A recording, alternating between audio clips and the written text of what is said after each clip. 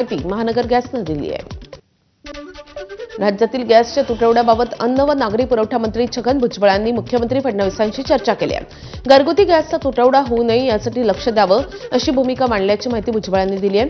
राज्यामध्ये व्यावसायिक गॅसच्या तुटवड्यामुळे हॉटेल्स बंद होण्यास सुरुवात झाली आहे। याच पार्श्वभूमीवर हॉटेल मालकांनी अन्न व नागरी पुरवठा मंत्री छगन भुजबळ यांची भेट घेतली होती।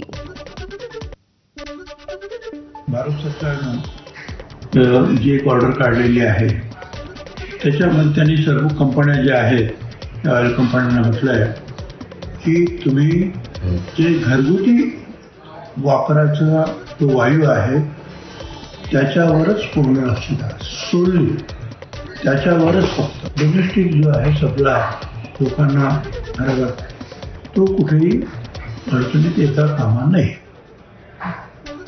तर मग रॉकेल देता येईल का, रॉकेल घेतील का, त्याच्यावर पण चर्चा केली। पिंपरी चिंचवड शहरात पुढील 2 महिन्यात तब्बल 10,000 लग्न सोहळे होणार आहेत। मात्र युद्धामुळे गॅसचा तुटवडा निर्माण झाल्यानं हे लग्न सोहळे पुढे ढकलण्याची वेळ येण्याची भीती व्यक्त होते। शहरातील 450 केटरर्स या लग्नातील जेवणाच्या ऑर्डर्स रद्द करतायत। केटरर्सकडून तसा निरोप वर आणि वधूच्या कुटुंबियांना देण्यास सुरुवात झाली आहे। त्यामुळे लग्न सोहळे पुढे ढकलायचे का असा विचार करण्याची वेळ शेकडो कुटुंबियांवर येऊन ठेपली आहे। त्यातूनही अधिकचे पैसे मोजून गॅसची जुळवाजुळव केल्यास केटरर्स प्रति थाळीमागे 10 ते 20% दरवाढ करण्याच्या तयारीत आहेत आणि त्यामुळे लग्न सोहळ्यात उत्तम मेजवानी हवी असल्यास खिशाला चापही बसू शकतो। मात्र काहीही केलं असता गॅस उपलब्ध झालाच नाही तर मात्र केटरर्सला मोठा फटका बसणार आहे। सोबतच त्यांच्याकडील 45,000 कर्मचाऱ्यांच्या रोजगाराचा प्रश्नही यामुळे निर्माण होणार आहे। आखाती देशात सुरू असलेल्या युद्धाचा नाशिक जिल्ह्यातील शेतकऱ्यांना मोठा फटका बसलाय।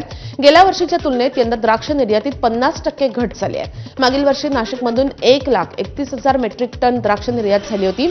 यंदा मात्र केवळ 65 ते 70,000 मेट्रिक टन द्राक्षांची निर्यात झाल्याची माहिती कृषी विभागानं दिली आहे आणि त्यामुळे नाशिकमध्ये द्राक्ष उत्पादक शेतकरी संकटात सापडला आहे। इराण इस्रायल युद्धाचा फटका नाशिकच्या मिसळ इंडस्ट्रीला देखील बसणार आहे। नाशिक शहरातल्या विविध मिसळ हॉटेल्समध्ये सध्या गॅसचा तुटवडा जाणवतोय।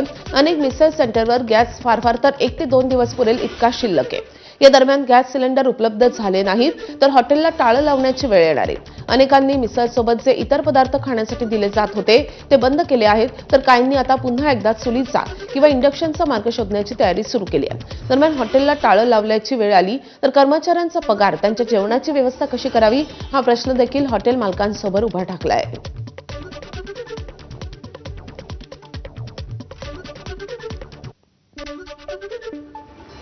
सध्या आखाती देशात सुरू असलेल्या युद्धाचा परिणाम गॅस पुरवठ्यावर सर्वत्र सुरू झालाय आणि त्यामुळे शासनानं व्यावसायिक स्वरूपाच्या गॅस सिलेंडरचा पुरवठा काही प्रमाणात बंद केल्यानं हॉटेल व्यवसाय धोक्यात आलाय।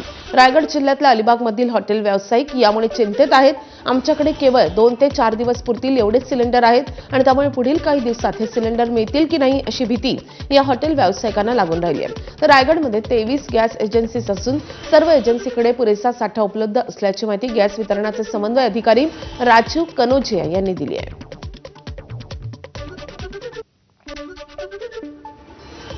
युद्धामुळे देशभरात पॉलिप्रोपिलीन, प्लास्टिक